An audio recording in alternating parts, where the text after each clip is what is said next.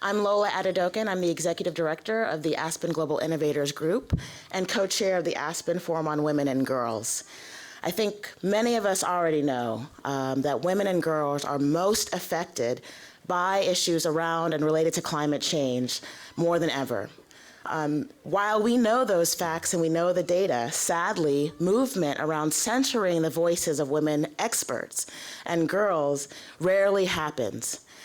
Today, we are countering that. We have 3 exceptional women leaders who have been tackling from local to global scale, intersectionally, many of the largest challenges that affect women and girls in the climate space, from food security, tackling and using the platform of entertainment, academia, and policy. So it is my privilege today to moderate what I know will be an incredible conversation with 3 incredible leaders today. So thank you for joining us again. I'll take a seat and do a few brief introductions and we'll get started. Wawa, tell us a little bit about yourself and what brings you to this work.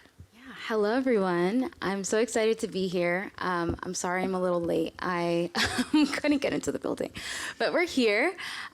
First, happy Women's Month. I think this conversation is really necessary in this space, and I'm really honored to get to extend my voice to this conversation. So my name is Wawa. I'm a proud Kenyan American Gen Z climate activist, and my job is as the founder and executive director of Black Girl Environmentalist. We are a national nonprofit that's working to address the pathway and retention issue in the climate sector for Black women and Black gender expansive folks. Our primary focus on our demographic is early career individuals, so the 0 to 10 years of experience, as it's such a critical time for folks to really get their foot in the door in the green economy space, in the climate movement spaces, as well as a really critical time for folks to stay. You know, retention is a big issue. Folks of color make up nearly 40% of the US population, but we don't exceed a 12 to 16% green ceiling representation in the climate sector, and Black women actually have amongst the lowest retention rate. So we really want to get folks early on, show them how incredible these movement spaces are across disciplines, invest in them, mentor them, provide them resources, and really provide ecosystems of care so that they want to stay. And outside of that, I'm a member of the National Environmental Youth Advisory Council, which is the first ever youth-led federal advisory council in US history, and a content creator. Just that. Aria, can you tell us a little bit about yourself and what brings you to this work? Yeah, of course. So hi, everyone. I'm Aria. It's so exciting to be here. This is just so wonderful. So thank you all, first and foremost, for taking the time to join us, but to also just be at this wonderful conference. It's such a wonderful day, and I feel like the energy is really palpable. So thank you so much for being a big part of that, and you should all give yourselves a round of applause for doing this work, too. Was not enthusiastic enough. Come on. Come on. There you go. So my name is Aria, and I now am primarily an actor, which is actually very surprising to me, too. Tomorrow is my 2-year anniversary of acting, actually. I began as an academic, so I had a whole grown-up career before I went and did this. And I was actually trained in rhetoric, so I primarily did my work at the intersections of ancient history and linguistics. And my work was specifically with women's voices in history, and how over the years and over the millennia, their voices have pretty much been lost, but we still take the work of either these lost women's voices or of men's voices in their depictions of women, and they have created, in turn, our current modern takes on gender identity and gender politics. And I really loved what I studied, but I felt like I wasn't out there in the world in the way I wanted to be. I love meeting people and talking to people as much as I love doing research. And I didn't think acting was going to fix this, so just in case you're thinking that this is going to make sense, the story doesn't make sense. I was having a bad week, and someone sent me a casting call for the movie All the Light We Cannot See, which is just one of my favorite books. It's beautiful. And I submitted an audition because I was having a rotten day. And I got the role, and now I'm an actor. But I have been advocating for education access for my entire life. I told you this wasn't going to make sense. And when I was 4 years old, that was my first exposure was with my parents. I'm from Rhode Island. It was at the Rhode Island House Finance Committee because I had a lot of abuse and neglect in school, and my parents were helping me speak up for myself. But I realized that, not everyone has parents who are going to speak up for them. Not everyone has guardians who could fill those shoes, and not everyone feels comfortable enough to have that voice. Not everyone has the access to that education. Sure, I had quite a dark, trying time as a student in a school with that abuse and neglect. I am low vision, so that was a really big part of it. I wasn't getting access to services, and there was a lot of discrimination that came with that. But there are so many children around the world who, had it so much worse and still do. And I, since I was a little girl, have always tried my very best to be the voice for those who may not have someone to look out for them. And now that I'm an actor, I'm very privileged to be able to do that work alongside UNICEF USA. And I'm very proud to be here with all of you. And thank you so much for allowing me to be here and join these wonderful people.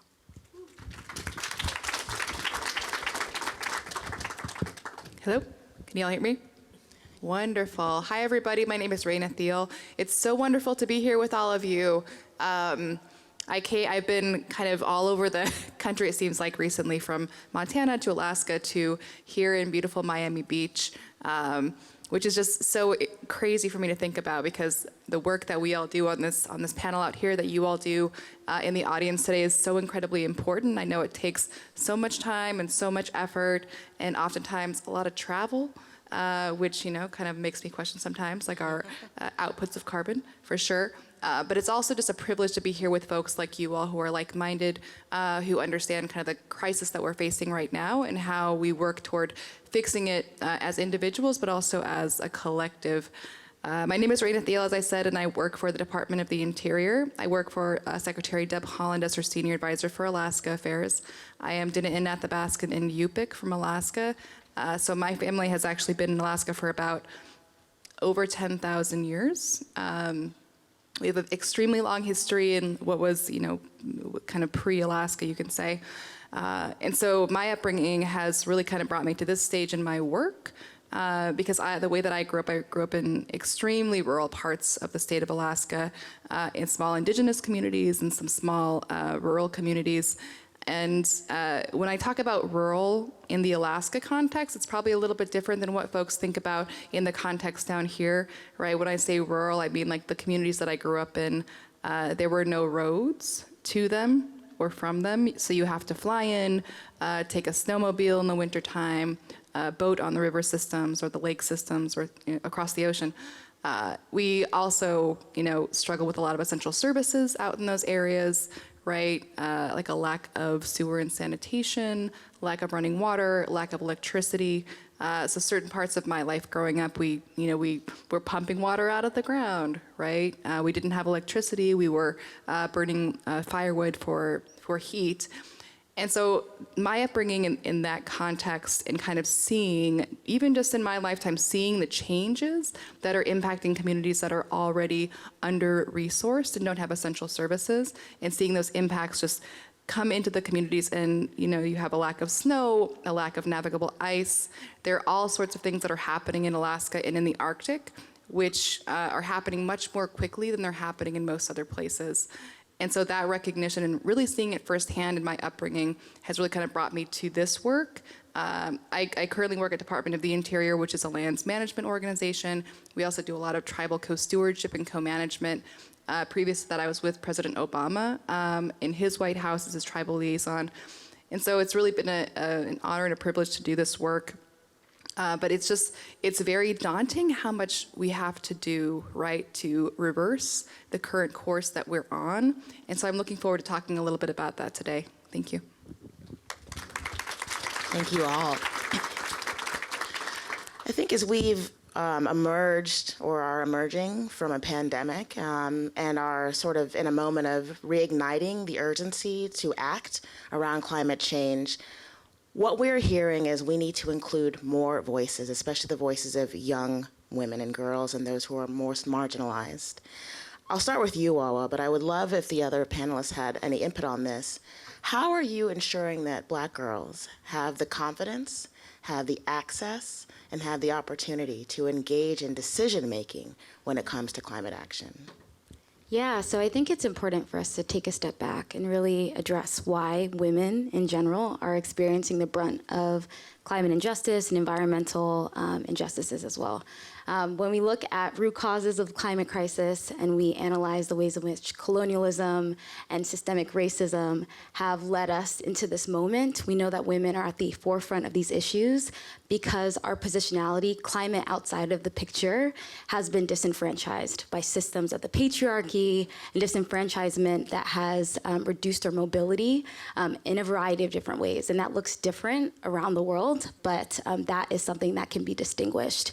It's also really important for me to really recognize, especially since it's Women's History Month, that we have to include gender minorities and all women when we're talking about the intersections between gender and climate. We have to include our trans sisters.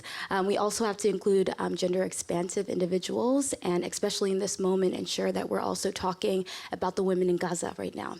When we're talking about the disparities that Black women in particular experience, that is in addition to the historic and continuing impacts of colonialism and misogynoir. So when we think about how that implies or informs our experiences with environmentalism, what we see is that Black women and girls are amongst the most impacted by these issues, but are amongst the least represented in climate and environmental narratives. When we think about an environmentalist, you don't often think of a Black girl, Black woman, Black gender expansive folk. That's by design.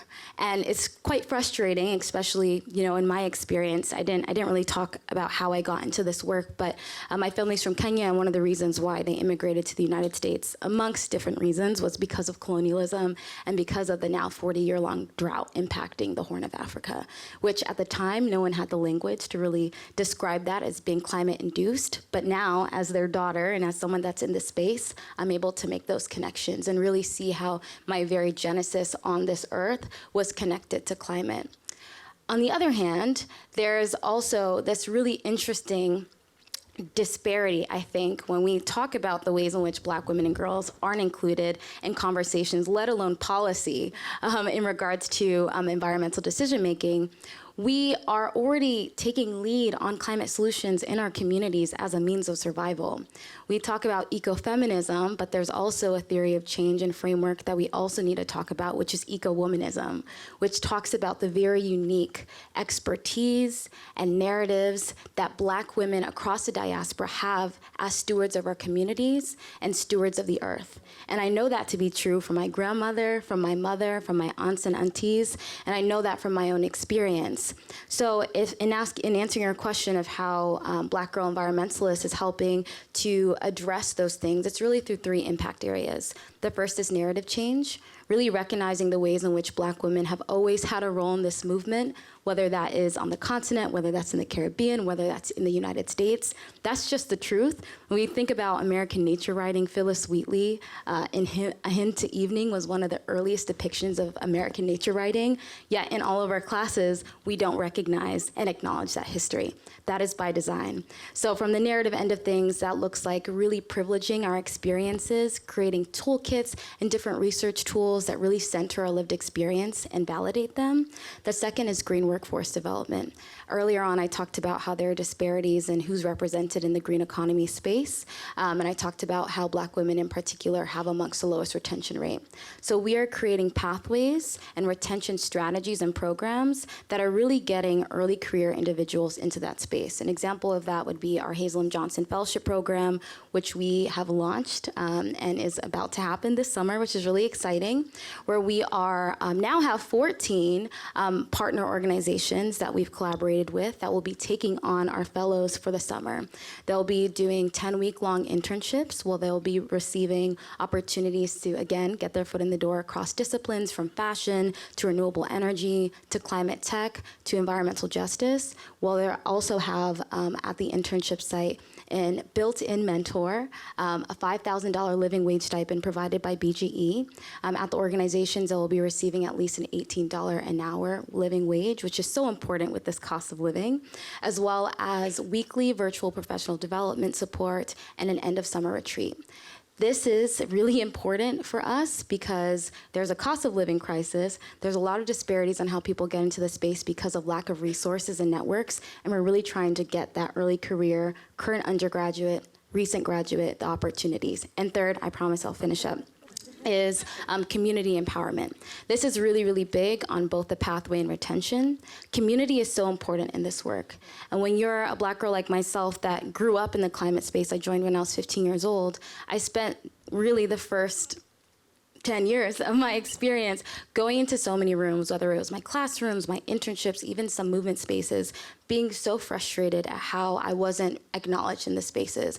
Oftentimes, I was the only person of color. I was oftentimes the youngest person by like 30 years when I first started. A lot of things are changing, which is great. But I just knew that that wasn't right, and I knew that there were more of us out there. And so with Black Girl Environmentalists, we are creating ecosystems of care, virtually and in person with our hub program, to make sure that folks are able to build community in this space of other like-minded Black women and Black gender-expansive folks that are dedicated to loving a better world into existence and providing them that type of space that gets them, not one space that you have to convince to get you. So that's what we're doing. If you know of anyone that's interested in applying to Hazel and Johnson, please connect them with me, and we would love to talk to them. Thank you. Wow. A word that you didn't use, but I heard in your description is protection. Protection of women leaders, girl leaders who are willing to risk their well-being and lives to lead. And so bringing that element, that holistic approach is so critically important. And I wanted to switch over to you, Aria. You've done so much work partnering with UNICEF USA, where you've seen on the front lines women and girls who are highly at risk, and also still taking on the challenges of climate action on top of the multiplier effects that affect their lives and well-being. Can you give us a little bit of examples of hope and also opportunity that you've seen in your work with UNICEF? Yeah, of course. I think what's so fascinating about like being at this point right now, and reacting to the climate crisis as it is right now, is to what you were saying, is our image of what a climate activist looks like is slowly evolving. And I think, maybe you can tell me if I'm wrong, it's slowly evolving into a young person speaking out and wanting to be included, and hopefully being included in the decisions and the policies that affect their lives, but also the lives of their families, their friends, and the people who will come after them.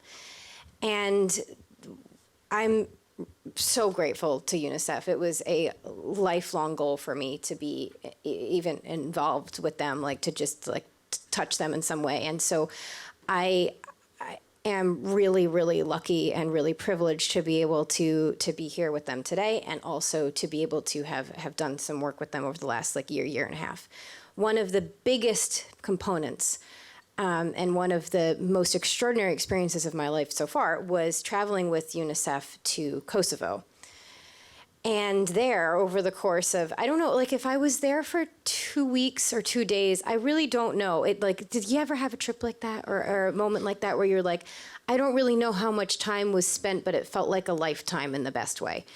And I met so many young activists, a majority of whom were young women and girls, of all ages. And they were the champions of this cause within their community. It was not the policymakers. They were trying to influence, and they still are trying to influence the policymakers to create change. They're writing the policy. UNICEF is there supporting them, and that's fabulous. But they're the ones driving the bus, so to speak. What really struck me about Kosovo is when you're there, when you're breathing the air, you can feel it. You can feel the pollution. You can see the black smoke emanating from the smokestacks. I felt it in my throat, I felt it on my skin, and I know that from what these activists were telling me, it was extremely detrimental health, and people had lost their lives because of it. The trees around their community were dying in one case. And they were like, we just watched the trees die, and the water was polluted. And they're like, we have to do something about this. No one else is, so we're going to. And, as a newer climate activist, like I mentioned before, a lot of my work from when I was little to now has been around education. And I really had to shift gears over the last 3 to 5 years because I realized, I'm advocating for people to have access to textbooks, to equipment they need to learn, to a safe space to be educated in, teachers to educate them, a safe route to get to school. That's awesome. We need that. But it's not going to happen unless we have a safe, accessible planet with access to clean food, clean water, sanitation. That's why I shifted gears. And it's really hard sometimes for me to sit down with a policymaker or a leader and try to explain why the climate crisis is immediate and why we need to act now.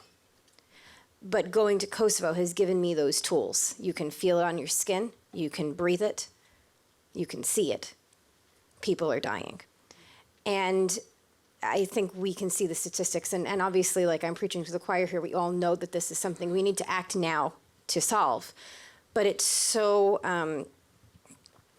striking to be able to stop and pause and reflect on we can give voice to those who really need it right now, who need the support to get their policymakers to listen, who need access to the funds to make these things happen. And I think, I'm really proud of the work that UNICEF has done, and specifically how they hit the intersection of young women and girls who are so often the backbones of their families, communities, or nations, but receive next to no support for the work that they do. And I think, we spend so much time focusing on reacting to and supporting vulnerable populations, whether it's young girls, whether it's children in general, whether it's people with disabilities.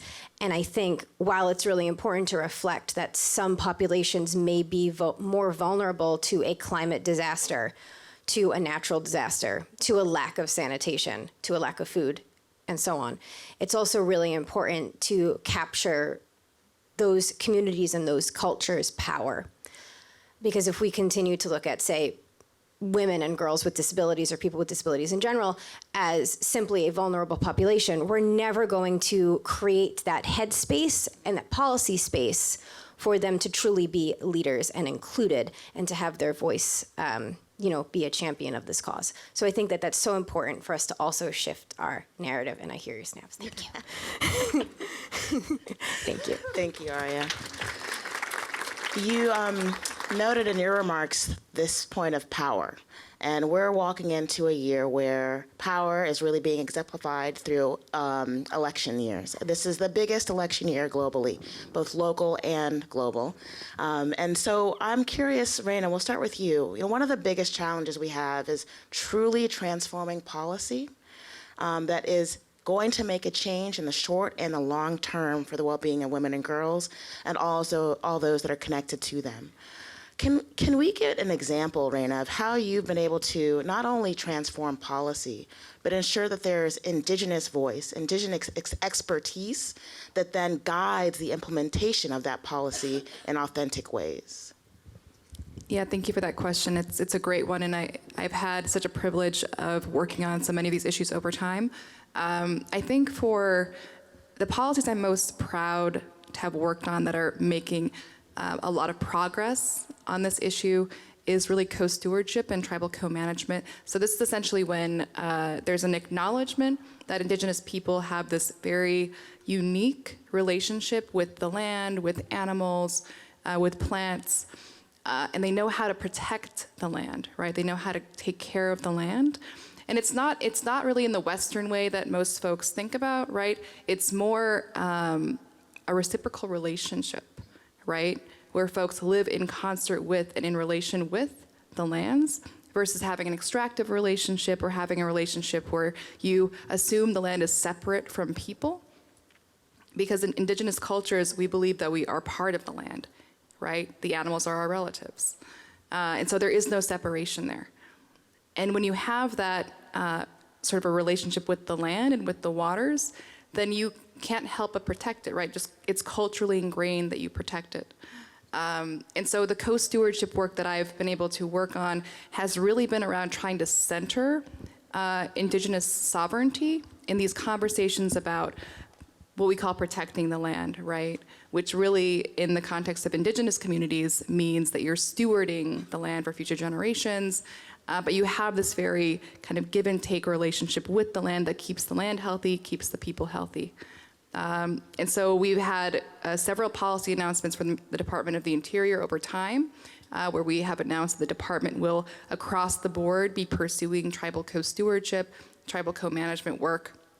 And it's been incredible to see the results of that effort, because all across the nation, all across Alaska, we see that tribes are stepping up to not just manage their own lands and lands that are nearby, but actually helping to co-steward federal lands, which has been just an amazing thing to see.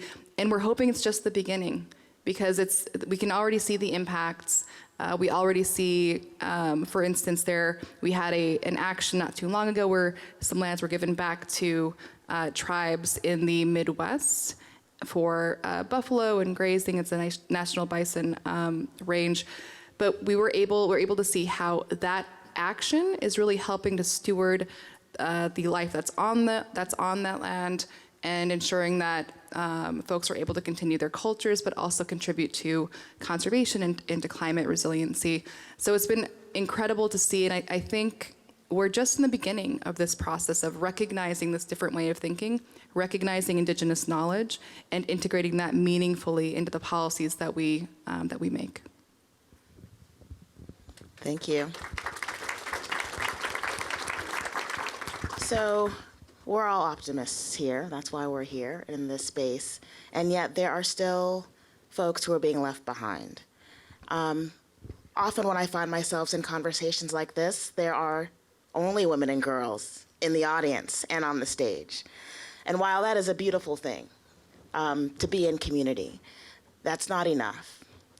And so I would love to hear how, just as a takeaway for the leaders who are in this space, and as we leave Miami, how are you engaging the typically powerful voices into conversations that center women and girls? How are you bringing in a new voice that wouldn't typically want to engage in a conversation around empowering women and girls to do the work that you do? Because we all have to, it's an all hands on deck crisis. Climate change is one of those hyper intersectional crises and threat multipliers. So tell me, how do we bring more people in to this agenda? Anyone? I can speak from the policymaking lens. Some tips and tricks that I use. So it's been wonderful having Deb Haaland as the Secretary of the Interior. She's the first ever Native American cabinet secretary in history. And there's a lot of excitement around that, a lot of wonderful recognition around that.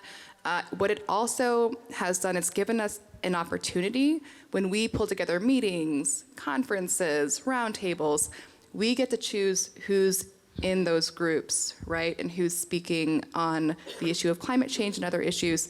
And so what we've been able to do because of that platform is bring together a lot of different folks who have very different ideas and views about how to address climate impacts, resiliency, how to bring other voices into the room.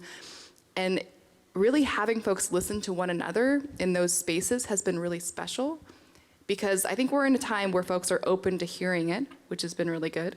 But it also is just such an eye-opening experience for everybody involved to kind of hear from and kind of push back on some of the views and approaches, perspectives that other folks have who are in a different age bracket or in a different industry, or have done conservation in a certain way, or trying to mitigate climate in a certain way.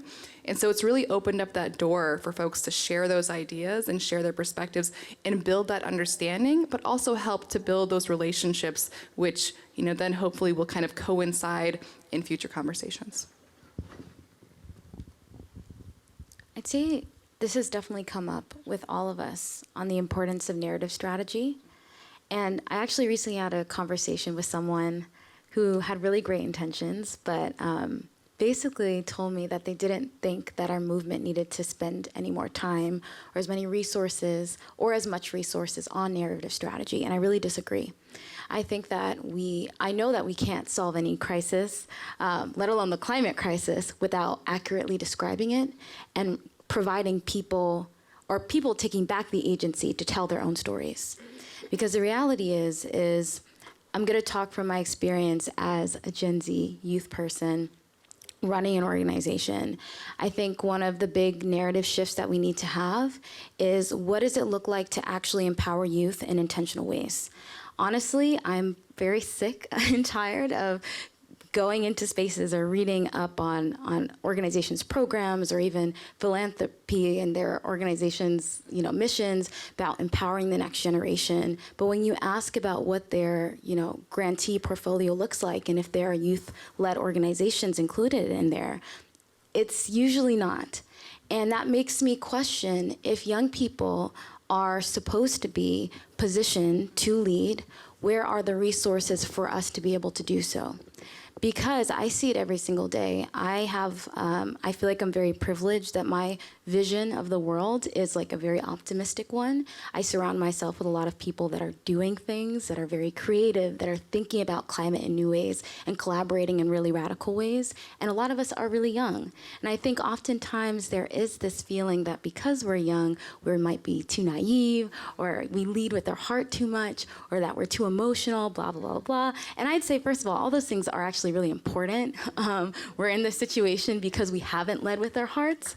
And on top of that, if we want to position the next generation in a way where we actually can stand up and have a fight, then we need to start now. And so that's why, with BGE, we're trying to resource folks and work with aligned partners. Actually, I'm going to shout out Aspen, the Energy and Environmental Program. They were one of the first partners that said yes to us in hosting a fellow. And that's a great first step for us and really is impactful and says something to our community as well. So I would say for all of the folks in here that are decision makers or are around young people in your everyday lives, please support them, mentor them, see them as the leaders of today and tomorrow, and rethink what investing in the next generation looks like, and lead with your heart and lead with your pocketbook.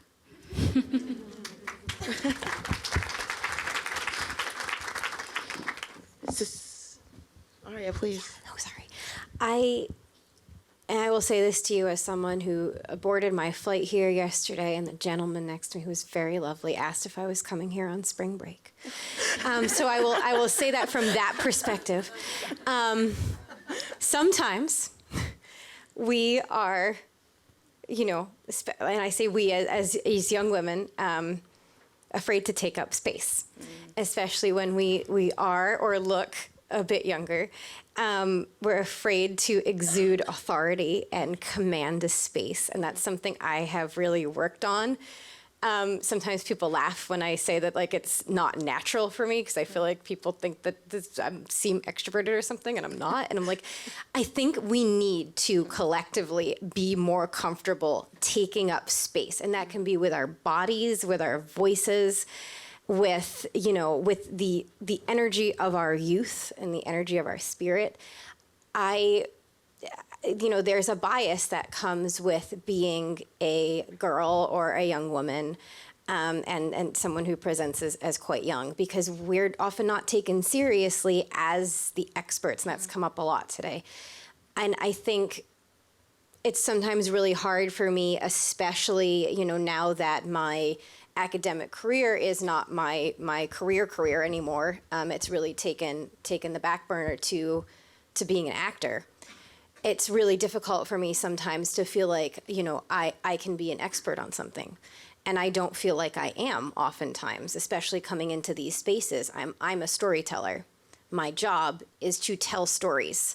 And I think even when I was an academic, my job was to do research, but I wanted to tell stories with the research, with the ancient tablets I read, with the figures I learned.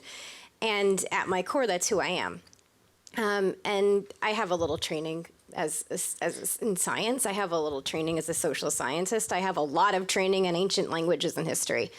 And I bring myself to everything I do. And I want to make sure that there is a voice for people who may not feel like they have one, or may not be comfortable telling their own story, but may be comfortable with me sharing it. And I think the message in that for me over the last few years has been to take up space and be okay taking up space, to be okay taking risks and making mistakes. That's why I'm an actor. I had no intention of ever doing that career, like seriously at all, not even like in a community theater. Make mistakes. Make a fool out of yourself. And most of all, listen. The people around you will teach you so many things when you're in a place like this or not. I think the most important thing that I've learned is just to stop and listen. So thank you so much. Thank you. So my last question before I turn to the audience is going to be grounded in a couple of stats. By 2050, climate change will push up to 158 million more women and girls into poverty and lead to 236 million more women facing hunger. So that's the dire nature of the work. Who do we need to call in or call out to ensure that we are doing the right work now? What is the kind of last mile? Who are the big players that we need to call in or call out, if you feel so comfortable?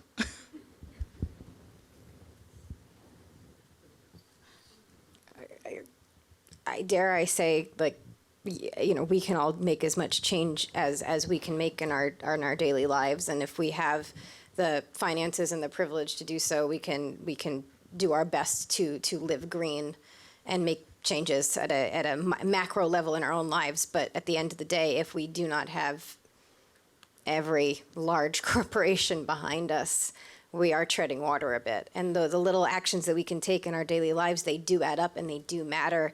And they can inform consumerism, and they can inform, you know, what these large corporations do and don't do. But I think that's who I would most want to speak to. And we're all trying to hold them accountable, but to hold accountable and speak to. And really, I think it seems very difficult to make change. And I think in a lot of ways, yes, it is. But if we can all come together and create a grounded, sustainable solution, it may be a lot easier than people think, and it may not affect their business model as negatively as I think it will. Thank you. I'll just quickly say, I think like the gotcha answer is like women, yeah.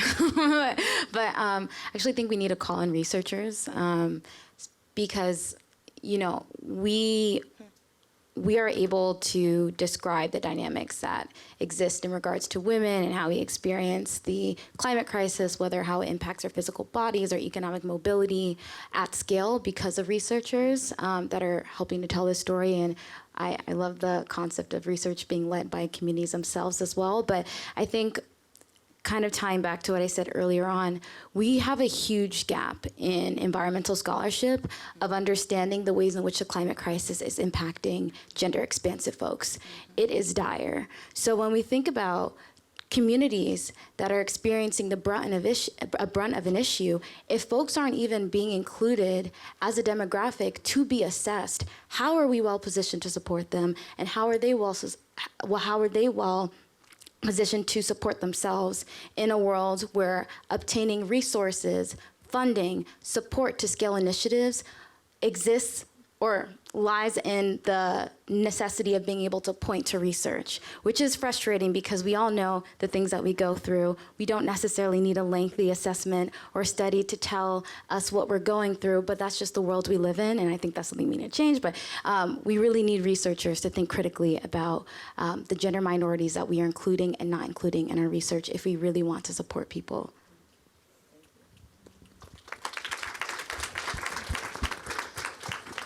I'll echo what Aria said about calling in the big folks who are obviously contributing significantly to this issue.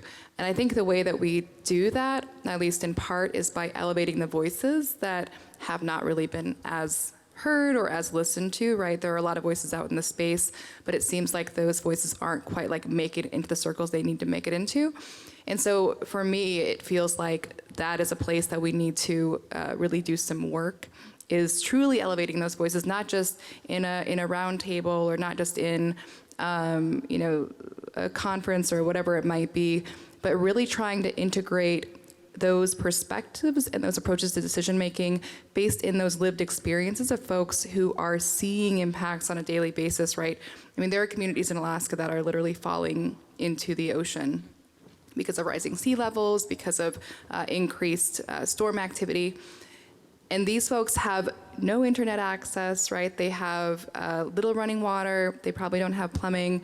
They have minimal cell phone access. So these are experiences of folks who, they see the real impacts every single day. It's impacting their ability to live, right, and do the things that they need to do to send their kids to school.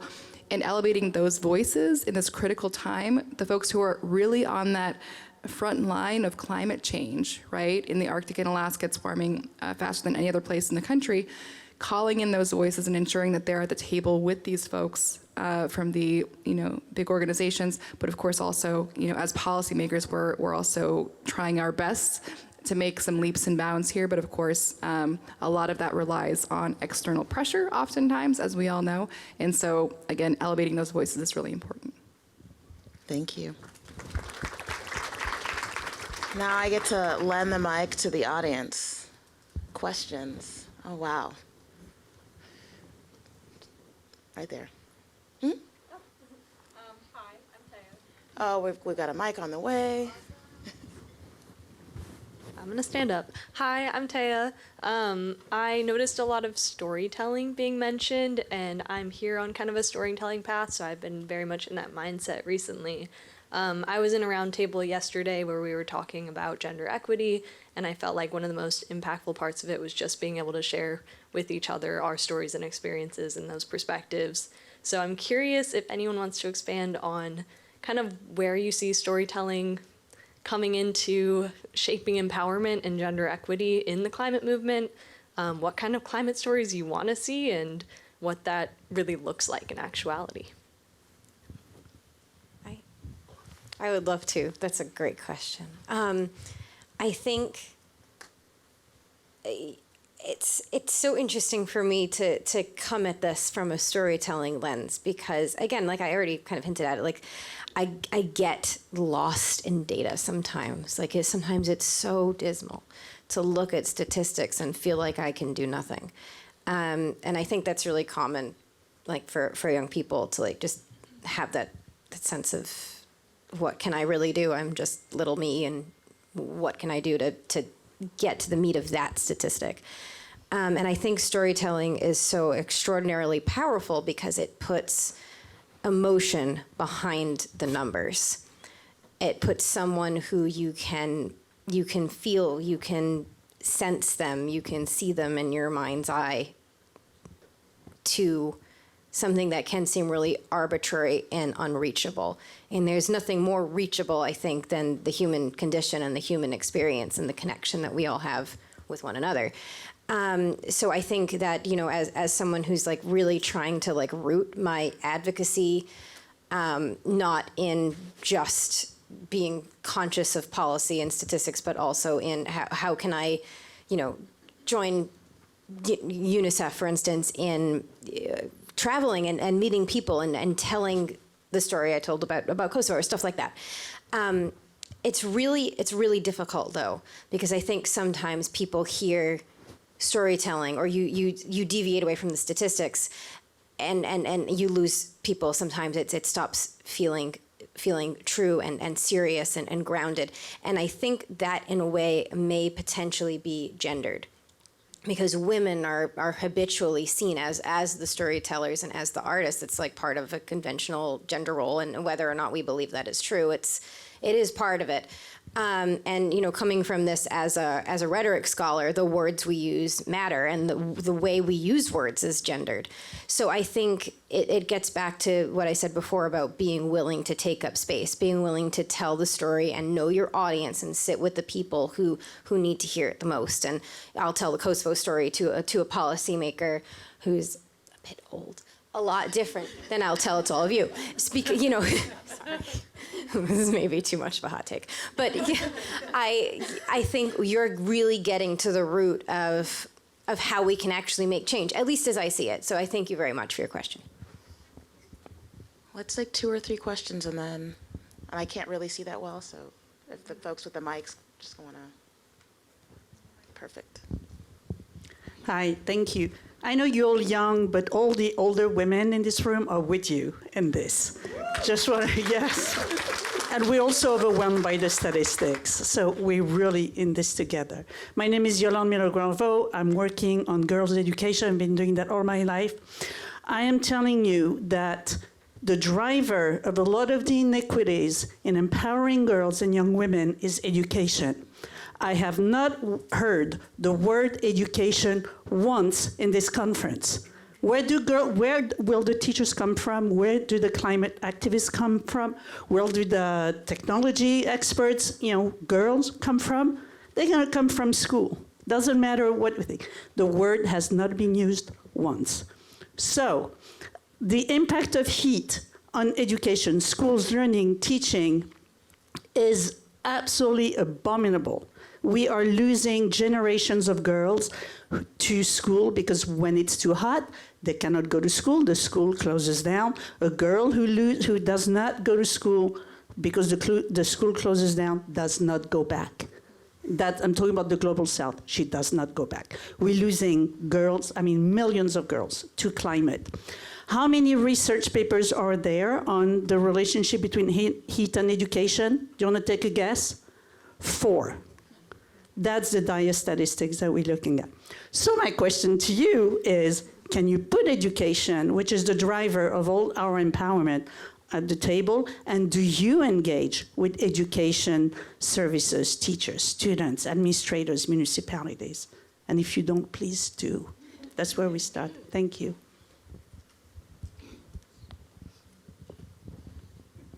Another question while we tackle that big one. Take a stab. Because I started as an education advocate, and that was what was most important to me, because I wasn't, I was going to school, I wasn't getting my services that I needed that were legally obligated to me. And I was also getting abused and neglected. So that was a big part of my life, and a big part of my parents' life. And I still see now that the cycle come around. They fought for me, and I had the privilege of learning from them how to fight for myself, and come from a very working class family, but we used every resource we had to try to make that change. And I realized from a really young age, though, that there is so much privilege in that, that if you look at, like you said, if you look at the global south, if you look at the developing world in general, it's really difficult to conceptualize, how we can help make change, because we may feel a bit separate and distant from it. And I think that's been the driving force of why I've started to do climate activism. And I am just one person, and I am, I'm not running anything, and I'm just grateful to be here and to give voice to these issues and hopefully reach people in a way that that is conducive and constructive, and that will allow them to do their own activism in their communities. But the reason why I got inspired to do this work was because I realized that without a planet, like you mentioned, the issue of heat on education, it's insane, and people don't talk about it. And I come to you all as an academic, and it was really difficult for me to include climate and just to include naturalism in my work on women's voices through history.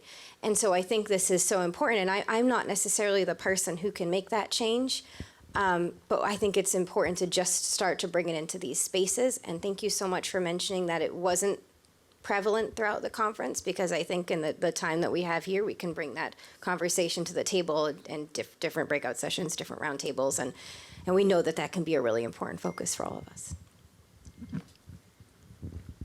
Hi, my name's Penelope. Raina, this is a question for you. So my question is how is federal recognition playing into Indigenous co-management? Because I know that that's something that's being talked about with like a lot of representatives from the Department of Interior. So I want to know how that plays into amplifying or not amplifying Indigenous voice, and what's being done to change or not change that. It's a great question, and I would probably need a lot longer than this comment period to kind of get into it properly. But they're really approached as separate issues in the Department of the Interior and kind of across the government. The federal recognition process for tribes is extremely lengthy. It's extremely complex. Some of the requirements date back so long in terms of like having records and that kind of thing, where it's almost impossible for some like state recognized tribes and other tribes to gain their federal recognition. Now, I think there has been a really important conversation happening right now around recognition and like what that should entail and how it should change. And there are some positive, I think there's a light at the end of the tunnel of positives, kind of listening to tribes and what they need to be successful in that process, but also looking at the distinct histories across the country regionally that tribes have been through, right? Because every tribe has their own history of colonization and, whether or not they were displaced, right? Or had their leadership and their structures taken away from them. Those things all happened all over the place. And so I think that the conversation about recognition is an important one. And I think that the more we go along, the more we're recognizing sort of state tribal input in a lot of spaces. And I think we should continue to do that and pursue it. But I do think that the climate conversation with tribes has been incredibly useful and really the core of the work this department has done on climate, because it's really trying to switch and shift the narrative away from what it has been, which has been very kind of this Western conservation lens, to something that's different and that's more attached to the land, that's more, recognizes different points of view and different cultural experiences that should really shape how we all think about how we approach climate. So it's a great question. There's a lot of work to be done on both fronts, but I appreciate you asking. One more question. Hi, my name is Alexis Berry. I am an associate with the U.S. Green Building Council. I just wanted to start off by saying, what a beautiful panel. Beautiful personalities, beautiful individuals. I'm like all giddy. I love women. Women are incredible. In fact, I just graduated from the University of Florida, go Gators, in May, and my program director, Bahara Magani, if you don't know who she is, look her up. She's absolutely incredible. She not only was the director of my program, but she was really a mentor for me, and I'm in this position today because of her. She was an educator, she was an inspiration. She is a powerful voice in this industry. So I want to ask you all, what is one woman that has inspired you or educated you, or that we should be paying attention to, that really influences your work?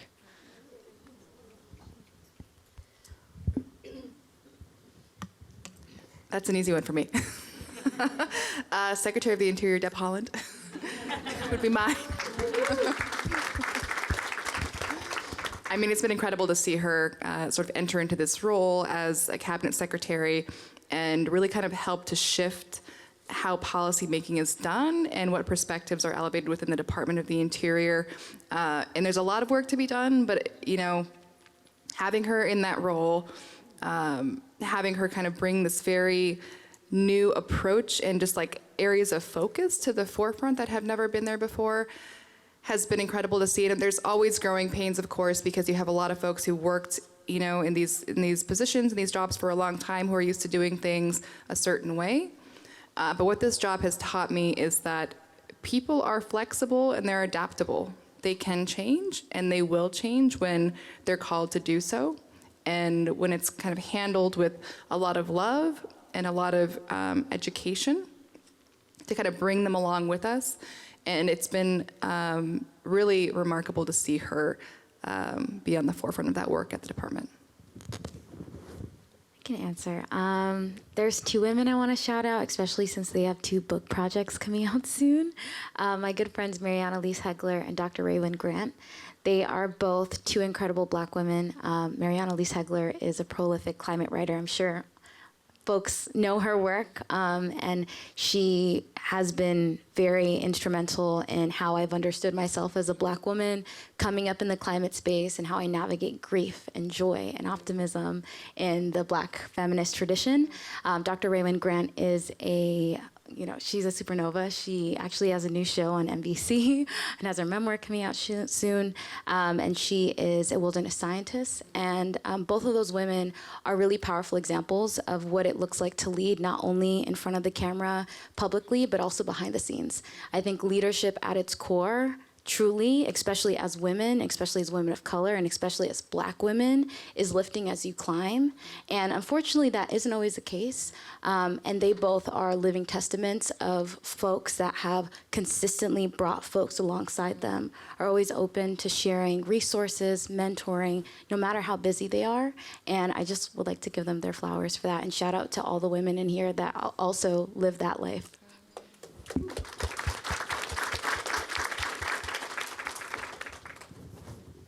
I'm going to give you two answers. The first is when I was more actively working on my PhD, I really wanted to, as I mentioned, include climate and naturalism in my work a little bit more. And it's something that has become, I don't want to say trendy because that sounds almost derogatory, but become more and more popular and increasing importance in the humanities and in rhetoric and history in particular. And I had a wonderful professor on my committee named Debbie Hawhey, who is absolutely wonderful, and her work on rhetoric with animals and rhetoric in the environment was very inspiring to me. So I'd like to shout her out. But I also would like to shout out the young youth activists who often don't get to be at places like this, who often don't get to be included. And it's really important for us to make space for them because we all have the privilege of being here, and that's amazing. But there are so many people around the world who cannot necessarily be a part of this conversation unless we can go to them and share knowledge with them and listen to what they're doing. So I'll shout out all of the young women I met in Kosovo, and hopefully the young women activists I will meet in the future if I get to continue to be lucky enough to do this wonderful work. And I think I'd like to take a moment to just acknowledge them and hope that they can find their seat at the table and their voice, whether it's in their community or globally, wherever they would want their voice to be, that they can find it. Thank you.